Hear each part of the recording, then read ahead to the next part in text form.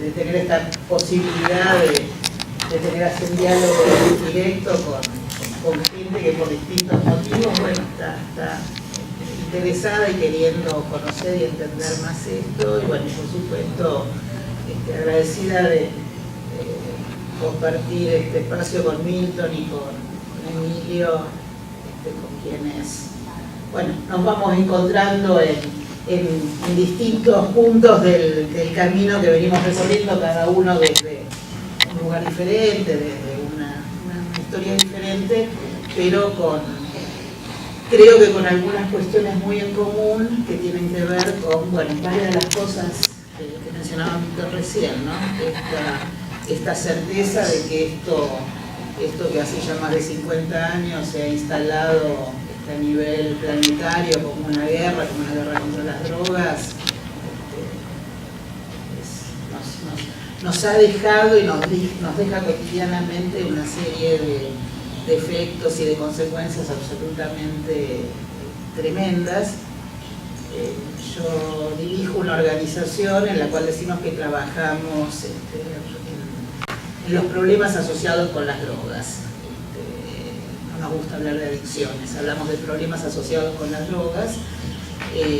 algunos problemas que tienen que ver con las sustancias, pero una gran cantidad, quizás la mayor cantidad y los de mayor gravedad, los problemas que tienen que ver con las respuestas que socialmente hemos construido frente a las sustancias. Entonces esta respuesta bélica, esta respuesta de guerra, que claramente,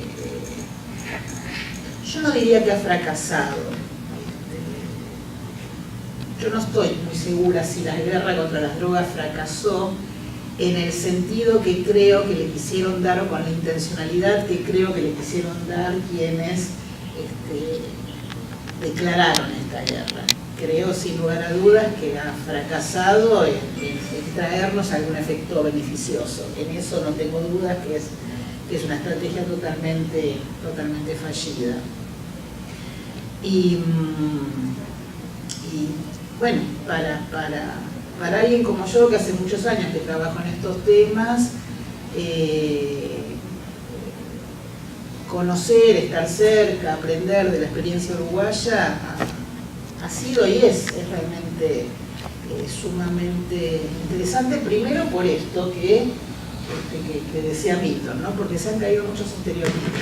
porque esto que todo el mundo decía que no se podía hacer, porque las Naciones Unidas no lo van a permitir, porque las convenciones internacionales dicen que no, porque va a ser un desastre, porque, bueno, está bien, Milton dice, y todos estamos mirando con atención y queriendo evaluar muy rigurosamente esto. Y si yo algo admiro de este recorrido que esta experiencia está teniendo en el Uruguay es la seriedad con que yo veo que se planificó, se montó, se mira, lo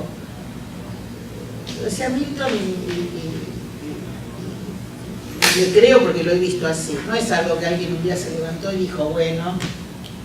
y menos que menos no es que alguien un día se levantó con fines, no sé, electoralistas o proselitistas, no, realmente yo he visto, y en eso siempre le digo a los amigos uruguayos que me dan mucha sana envidia muchas veces, porque he visto y veo funcionarios actuando con mucha rigurosidad y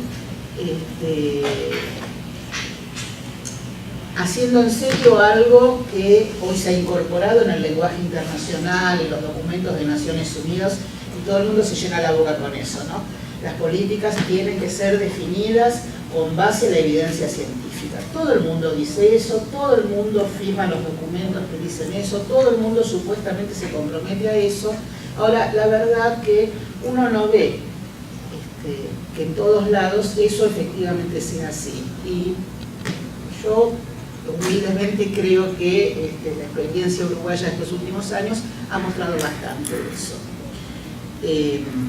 Lamentablemente no es como veo lo que pasa aquí en Argentina,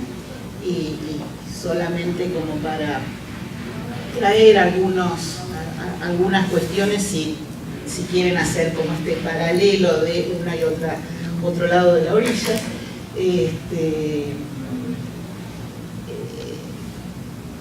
La política argentina en materia de drogas y muchas de las situaciones que se siguen manteniendo en nuestro país, pasadas después de muchas décadas, van marcando una diferencia, inclusive en algo que Milton lo dijo así al pasar, para nosotros no es para nada al pasar, cuando él señaló que Uruguay nunca penalizó una figura como la de la tenencia para consumo personal. Y en eso acá tenemos una gran diferencia, porque Argentina sí la penalizó, sí la sigue teniendo penalizada y sí sigue habiendo un discurso desde sectores con mucho poder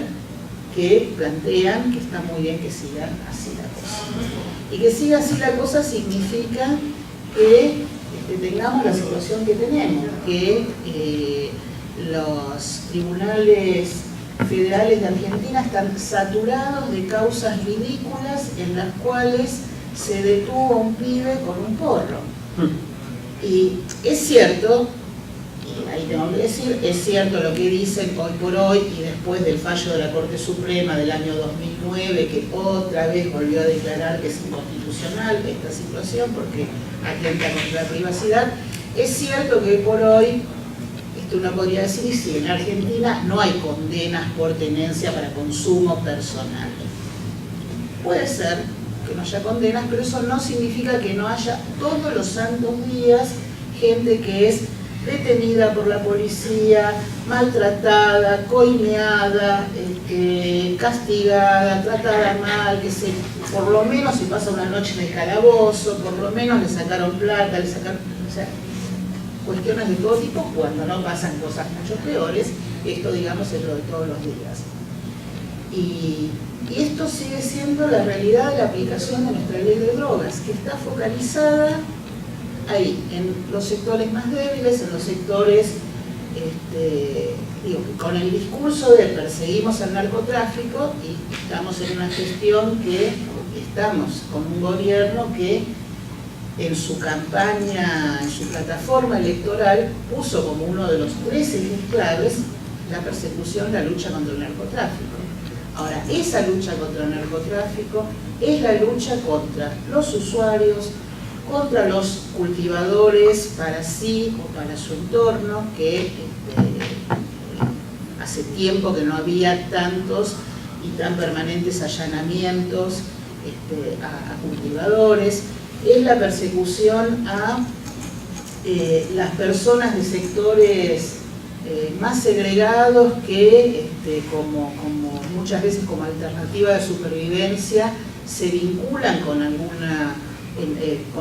con alguna situación vinculada al tráfico ilícito, pero en condiciones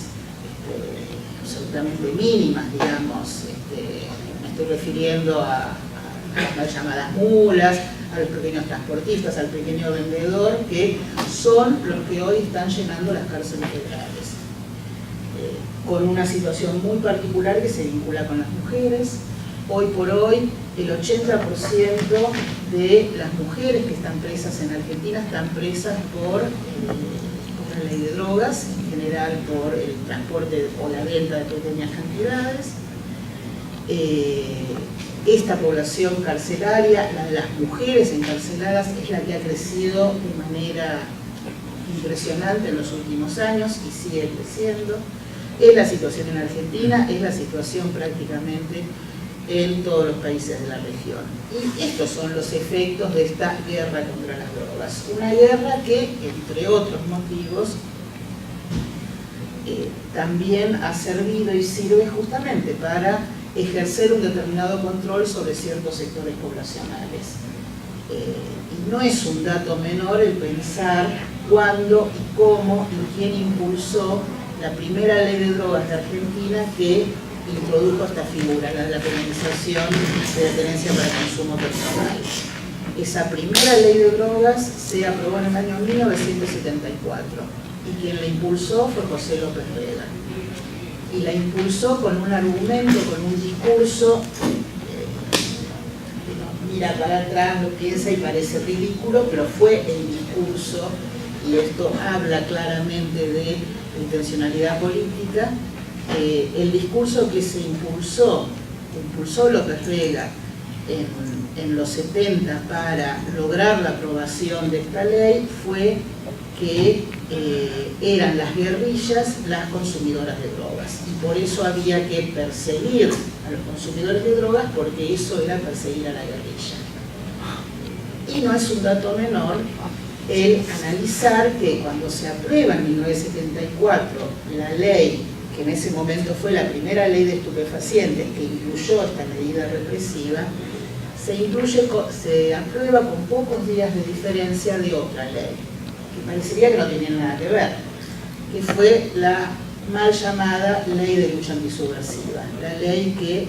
introdujo en Argentina la doctrina de la seguridad nacional, que dio una plataforma legal a todo el horror que se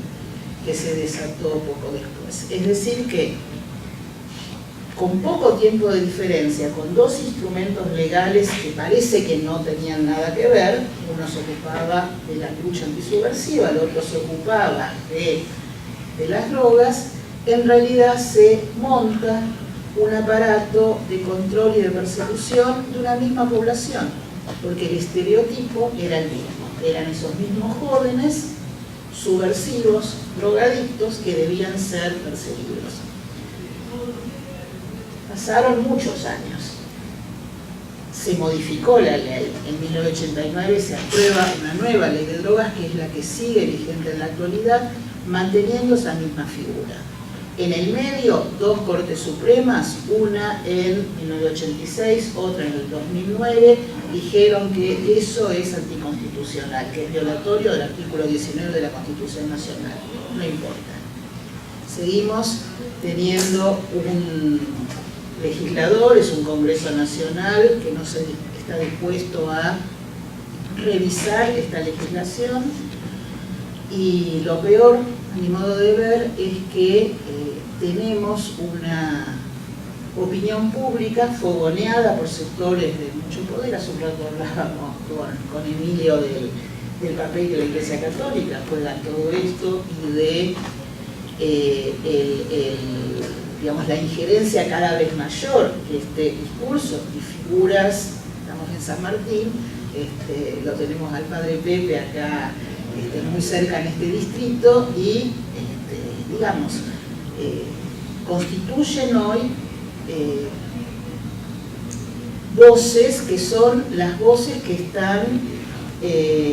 una vez más, me parece, alimentando estos estereotipos que mencionaba Milton, estos prejuicios, estas ideas que continúan estando muy presentes, en el,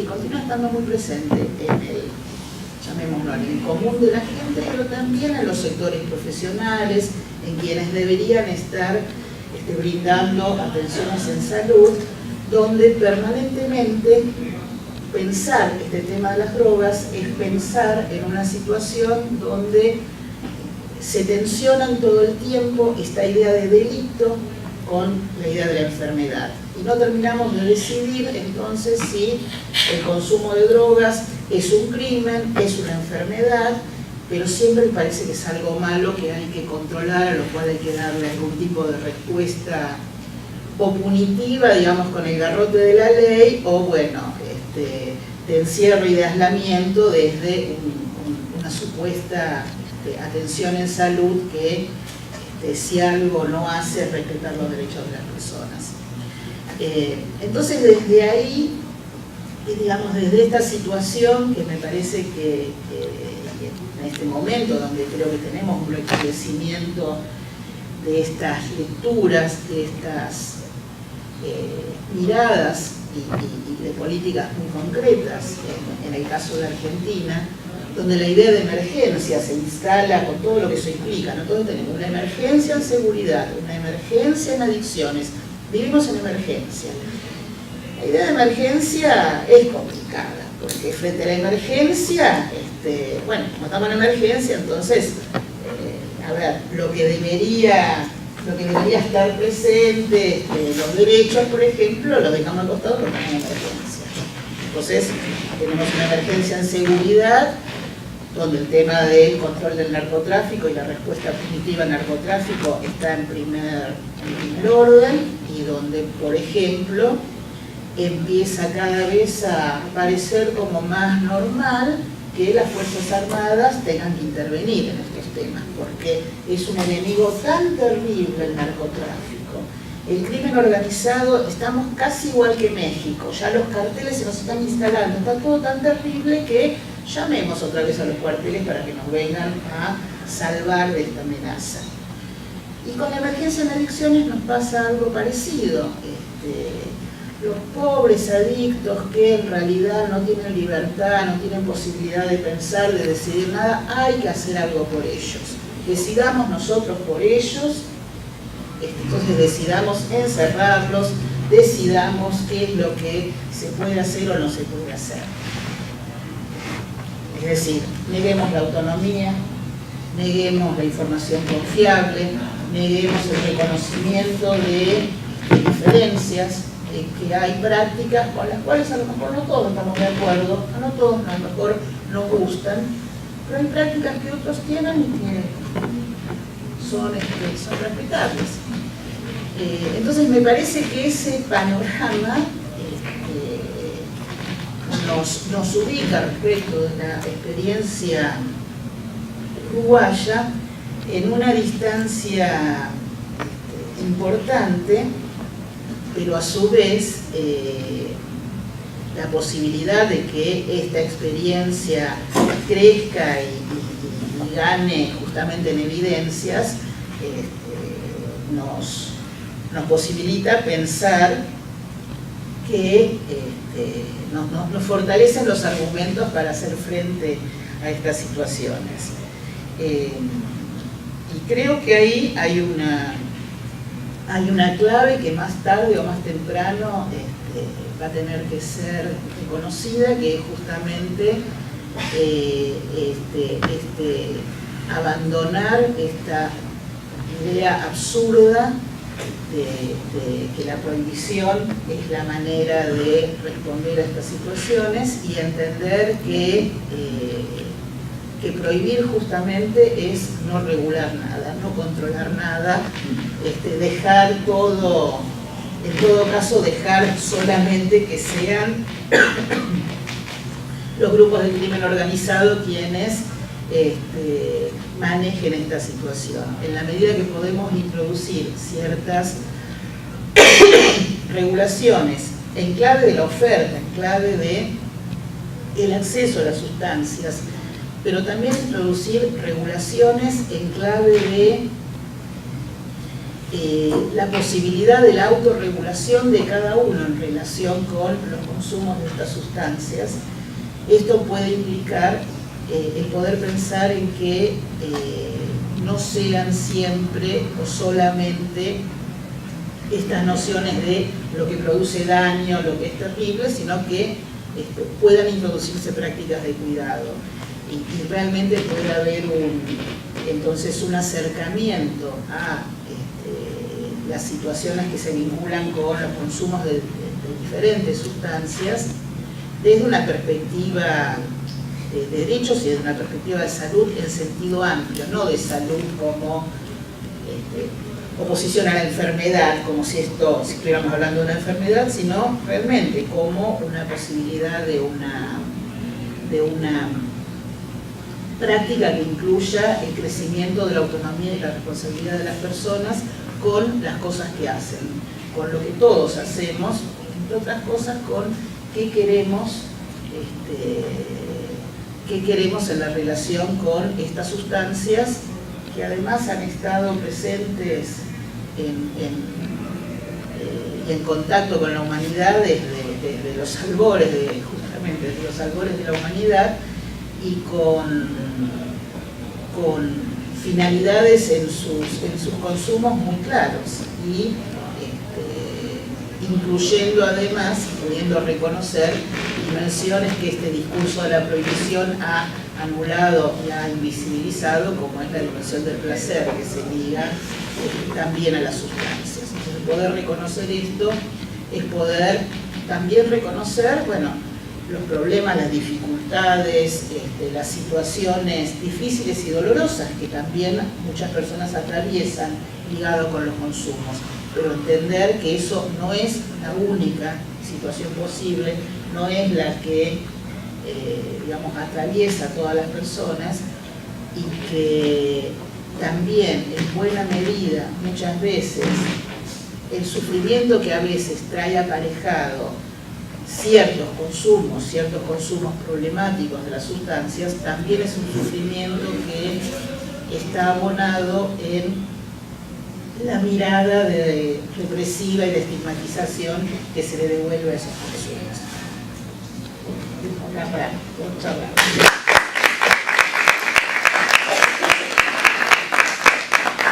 Bueno, yo quería referirme a unas cuestiones que también tienen que ver